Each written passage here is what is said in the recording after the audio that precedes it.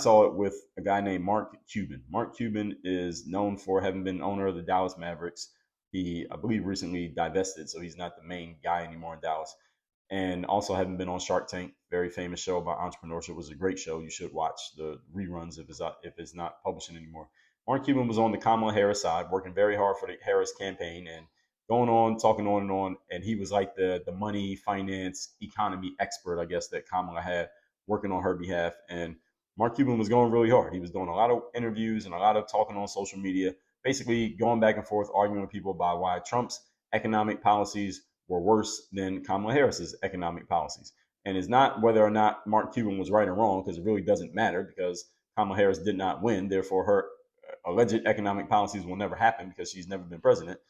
The challenge that I saw with Mark Cuban and all the things that he was saying was that he was getting way too detailed.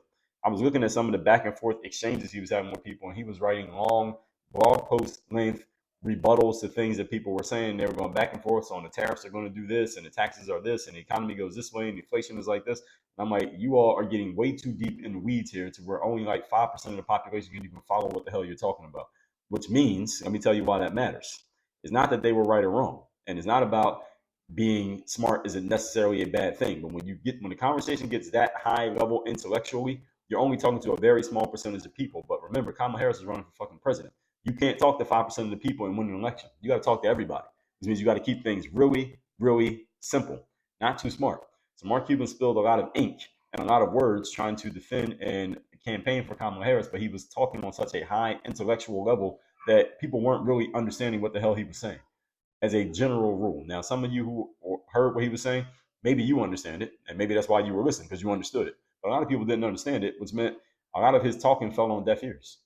Who are you talking to when you're talking at that level? You're only talking to people who understand at the same level as you. So when you're trying to make a point and you're trying to persuade an audience, you got to keep it simple enough that everyone in the audience understands what the hell you're saying. And if you go over their heads, they're not listening anymore because they don't get it.